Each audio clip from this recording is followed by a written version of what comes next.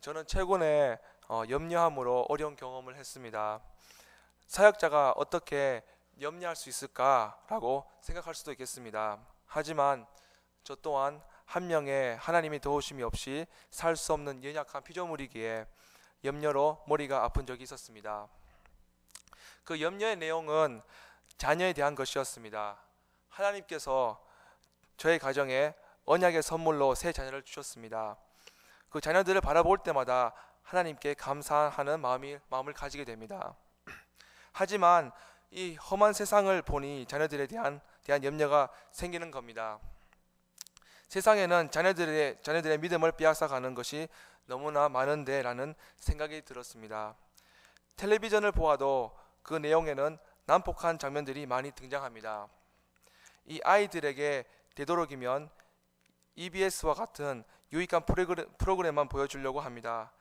하지만 저가 없을 때에 자녀들이 텔레비전의 장면을 다른 데로 돌려놓습니다. 그리고 좋지 않는 영상을 볼 수 있습니다.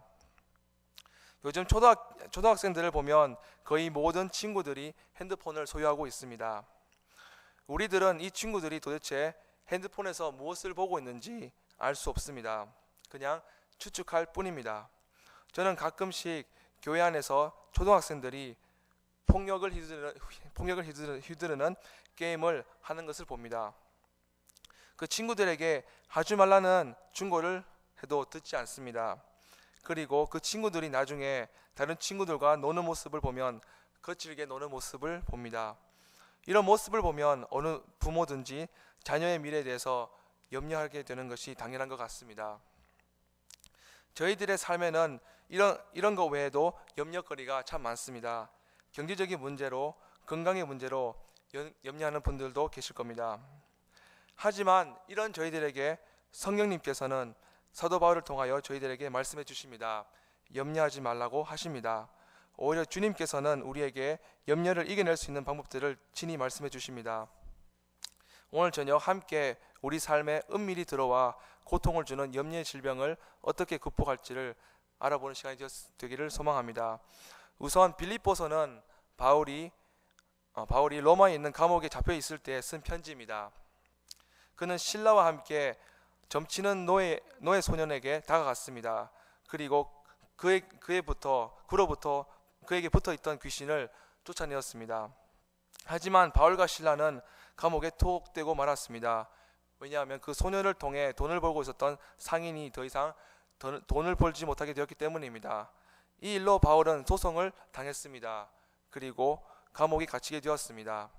그에게 빌립보 교회에서 에바브로디도라는 성도가 선물을 가지고 찾아왔습니다. 이 시대에 빌립보 교회는 로마 시민지에 살고 있었습니다. 그래서 사도 바울은 에바브로디도를 통해 빌립보에 살고 있었던 그리스도인들에게 편지를 보냅니다. 그리고 빌립보 교회 성도들에게 위로와 권면을 전합니다. 바울은 계속해서 그 편지를 통해 성도들이 기뻐할 것을 권면합니다. 그래서 빌립보서는 기쁨의 서신이라고도 잘 알려져 있습니다. 사도 바울은 분명히 기뻐할 수 없는 환경에 있었습니다. 하지만 그는 기뻐했습니다. 죄로 인해 영원토록 심판을 받을 수밖에 없었던 바울을 주 예수님께서 만나 주셨기 때문입니다. 예수님은 십자가에서 죽으셨고 다시 부활하셨습니다. 죽음에서 부활하신 주님께서는 바울에게 나타나셔서 그를 구원해 주셨습니다. 이 구원의 은혜를 베푸신 구주 예수님을 전할 수 있어서 바울은 기뻤을 겁니다. 비록 감옥에 있었어도 말입니다. 무엇보다 그의 마음에 살아계신 성령 하나님께서 그에게 기쁨을 주셨습니다. 여기에 쓰여진 기쁨이라는 단어는 헬라어로 카리레테입니다. 이 뜻은 어떤 상황이 있든지 항상 기뻐하라는 뜻입니다. 성령 하나님께서는 사도 바울을 통해 오늘 우리에게도 말씀하십니다. 염려하기보다는 기뻐하라고 말씀하십니다. 4절입니다. 4절에서 주 안에서 항상 기뻐하라. 내가 다시 말하노니 기뻐하라 라고 말씀하십니다. 어떻습니까? 여러분의 삶에는 기쁨이 있으십니까? 일반 사람들은 기뻐해야 할 일이 있어야 기뻐하지라고 말합니다. 하지만 오늘 사도 바울이 처해 있었던 상황을 보면 꼭 그렇지도 않습니다. 그는 감옥에 투옥되어 있었지만 기뻐하라고 말합니다. 사도 바울 자신에게 기쁨이 없었더라면 어떻게 이런 고면을 할 수 있겠습니까? 그의 마음에는 복음을 전하는 사명자로서의 참된 기쁨이 있었습니다. 무엇보다 바울 자신의 이름이 생명책에 기록되어 있는 것을 확신하였기에 항상 기뻐할 수 있었습니다. 저는 군대 생활을 제주도에서 했습니다. 제 특기는 취사병이었습니다. 별로 사람들에게 알리고 싶지 않는 특기입니다. 처음 군 생활 6개월은 공군 오산에서 했습니다. 그 이유는 한국에 온 지 몇 주 되지 않았기에 한국어가 서툴다는 이유였습니다. 6개월이 지난 후에는 투스타가 되시는 분이 저에게 원래 갔어야 했던 제주도에 가라고 하셨습니다. 처음에는 가기 싫었습니다. 지금 있는 곳에 이미 익숙해져 있었기 때문입니다. 하지만 위에 분들의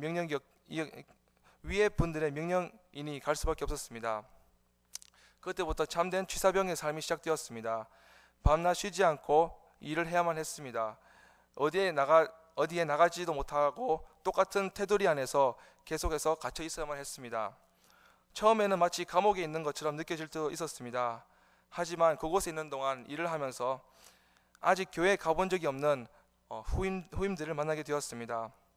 그 후임들에게 복음을 전했습니다. 예수 그리스도에 대해서 전했습니다. 그리고 주일에는 함께 근처에 있는 군교회에 나갔습니다.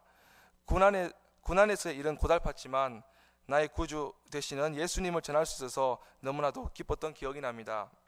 그때 구주 되시는 그때 주님께서는 사람이 어떤 환경에 있는 것이 중요한 것이 아니라 어떤 마음의 태도를 가지고 그 장소에 있는 것이 중요한지를 가르쳐 주셨습니다. 사도 바울은 감옥에 갇혀 있었습니다. 그럼에도 불구하고 사도 바울의 마음은 기뻤습니다. 성령 하나님께서 주 예수님 안에 있는 바울을 기쁘도록 하셨습니다. 더 이상 죄의 종이 아닌 하나님의 자녀가 되었고 무엇보다 복음을 전하는 자로 쓰임받는 그에게 성령 하나님께서는 세상이 이해할 수 없는 기쁨을 그에게 주셨습니다. 우리 모두도 사도 바울처럼 기뻐할 수 없을 것 같은 환경과 상황에서도 기뻐하시는 성도님들이 되시기를 간절히 소망합니다. 쓸데없는 염려로 자신을 괴롭게 하기보다는 성령 하나님께서 주시는 기쁨이 넘치는 복된 삶을 사시는 성도님들이 되시기를 소망합니다. 두 번째로는 하나님께서는 사도 바울을 통해 기도하라고 권면하고 계십니다. 기도란 무엇입니까? 영적 호흡입니다. 하나님 아버지와의 대화입니다. 사도 바울은 기도의 놀라운 비밀을 알았습니다. 6절에서 아무것도 염려하지 말고 다만 모든 일에 기도와 간구로라고 했습니다. 여기서 쓰여진 염려는 원어인 헬라어로 메텐 메림 나테입니다. 이 뜻은 현재 명령법으로 염려를 중단하라는 뜻입니다. 다시 말해 지금 현재에 부딪힌 문제에 대해서 초조해하거나 걱정하지 말라는 명령어입니다. 빌립보 교인들에게는 염려거리가 많았습니다. 앞날을 알 수 없는 로마 시민지로서의 삶, 교회 안에서의 인간관계 등의 문제들로 인한 염려가 있었습니다. 빌립보 교인들과 같이 우리들도 연약한 존재들입니다.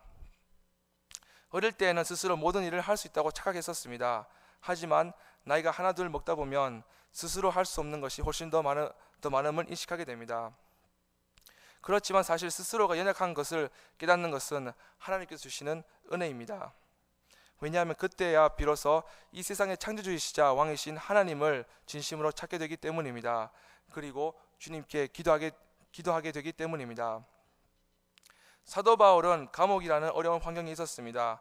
어떻게 보면 그의 몸도 마음도 약해질 수밖에 없었던 취약한 환경이었습니다. 하지만 그런 사도 바울은 낙심하지 않았습니다. 오히려 빌립보 교인들에게 기도하라고 권면하고 있습니다. 유명한 종교개혁가였던 존 칼빈 선생님은 기도가 주는 유익을 몇 가지 말씀하셨습니다. 첫째로 기도는 하나님을 찾고 그를 사랑하며 섬기고자 하는 진지하고도 열렬한 소원으로 우리 마음이 항상 불타오르게 해준다라고 하셨습니다. 둘째로 기도는 하나님 앞에 내어놓기 부끄러운 욕망이나 바람이 우리 마음에 들어오는 것을 막아준다라고 했습니다. 마지막으로 세 번째로 기도는 하나님이 베푸시는 모든 은택을 진정한 감사와 찬송으로 받게 해준다고 했습니다. 또한 그리스도인의 교리를 잘 요약해 놓은 하이델베르크 요리문답 116문에서는 이렇게 질문합니다. 그리스도인에게 왜 기도가 필요합니까? 라고 묻습니다. 답으로는 다 같이 답을 함께 읽어봤으면 좋겠습니다. 하나, 둘, 셋. 기도는 하나님께 우리에게 요구하시는 감사의 가장 중요한 부분이며 또한 하나님께서는 그의 은혜와 성령을 오직 탄식하는 마음으로 쉬지 않고 구하고 그에게 대한 감사하는 살아계신 삶만 주시기 때문입니다. 네, 이렇게라고 쓰여져 있습니다. 그리스도인들을 기도로 하나님께 감사하는 표시, 기도는 하나님께 감사하는 표시라고 하이델베르크에서는 말하고 있습니다. 저는 이런 경험을 할 때가 있습니다. 염려하게 되면 하나님을 향한 사랑의 마음도 식어집니다. 아내는 집에 잘 있나? 아니면 자녀들은 어린이집에 잘 있나? 지금 머리가 아픈데 어떡하지? 죽을 병은 아닌가? 라는 염려를 하게 되면 더 좋은 것을 놓치고 말 때가 있습니다. 바로 하나님께 기도하고자 하는 마음입니다. 하지만 하나님께서는 그런 저에게 다시 기도하도록 인도하셨습니다. 기도를 하고 나면 독수리가 하늘을 날개쳐 올라가듯 가슴 깊은 곳에서 새 힘을 느끼도록 역사해 주셨습니다. 무엇보다 하나님을 향해 식어져 있었던 마음도 다시 불타오르는 뜨거운 자신을 발견하게 되었습니다. 주 예수님도 이렇게 말씀하셨습니다. 마태복음 6장 33절에 그러므로 내 일을 위하여 염려하지 말라. 내 일은 내일 염려할 것이요 한날의 괴로움은 그날로 족하니라. 주님께서는 염려하는 삶을 살기보다는 이렇게 살라고 말씀하셨습니다. 그의 나라와 그의 의를 구하라고 하셨습니다. 우리 모두 다 염려보다 하나님 나라와 의를 위해 기도해야 할 줄 믿습니다. 그리하면 우리 삶의 모든 문제들도 주님께서 해결해 주실 줄 믿습니다. 사랑하는 여러분들도 비슷한 경험이 있으실 겁니다. 결혼 문제를 앞두고 염려될 때 나는 정말 결혼할 수 있을까? 병 때문에 염려할 때에 혹시 이 병 때문에 더 이상 일터에 못 나가면 어떡하지라고 염려할 수 있을 겁니다. 하지만 그럴 때에 기도하시기를 바랍니다. 하나님께서는 반드시 여러분들의 기도를 듣고 계십니다. 그리고 기도에 응답해 주십니다. 시편을 쓴 다윗 왕은 이렇게 고백했습니다. 시편 5장에서 여호와여 나의 말에 귀를 기울이사 나의 심정을 헤아려 주소서. 나의 왕 나의 하나님이여 내가 부르짖는 소리를 들으소서. 내가 주께 기도하나이다 라고 했습니다. 다윗은 확신했습니다. 하나님께서는 그의 부르짖는 기도 소리를 듣고 계신다는 것을 말입니다. 그리고 다윗의 간절한 기도를 들으시는 하나님께서는 주님의 백성들인 저희들의 기도 또한 반드시 들으심을 기억하시기를 바랍니다. 사랑하는 여러분, 살아계신 하나님은 여러분들의 기도를 듣고 계십니다. 아니, 들어주시기를 원하십니다. 왜냐고요? 하나님께서는 우리의 기도 소리를 듣고 응답하시기 위해서 가장 놀라운 일을 행하셨습니다. 바로 죄의 종노릇 하고 있었던 저희들을 구원하시기 위해서 죄 없으신 독생자 예수님을 보내주셨습니다. 그것도 죄인들과 같은 인간의 몸으로 말입니다. 우리들은 이제 그 아들 예수 그리스도를 믿음으로 말미암아 담대히 하나님 앞에 나아갈 수 있게 되었습니다. 이 기쁜 소식을 감사하며 기도하시는 성도님들이 되시기를 간절히 소망합니다. 마지막으로 하나님께서는 바울을 통해 감사라고 권면하십니다.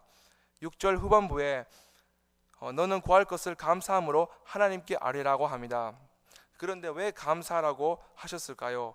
그 이유는 기도를 응답하시는 분이 하나님이시기 때문입니다.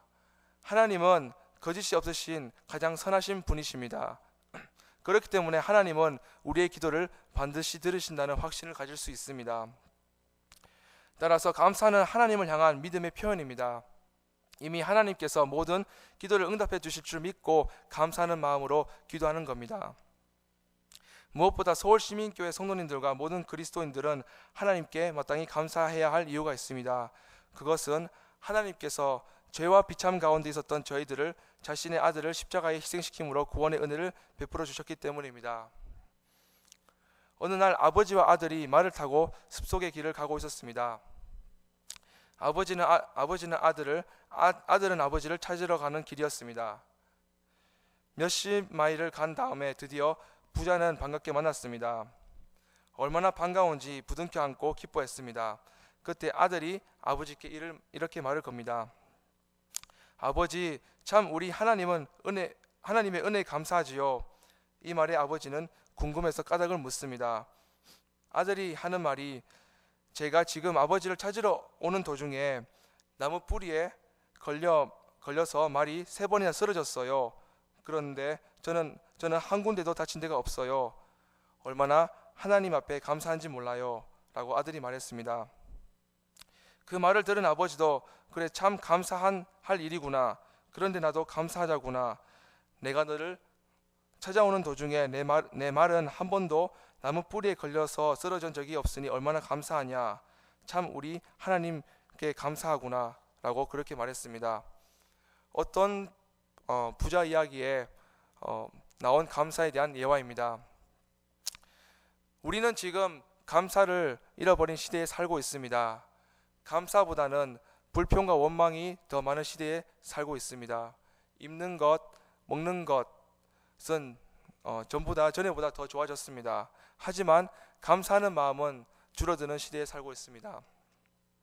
여러분들의 삶은 어떻습니까? 하나님께 감사하는 삶을 살고 계십니까? 아니면 자신의 힘든 처지 때문에 불평하는 삶을 살고 있지는 않습니까? 우리 자신들을 돌아보았으면 합니다. 이 시대에 하나님께서는 그리스도인들에게 감사할 것을 요구하고 계십니다.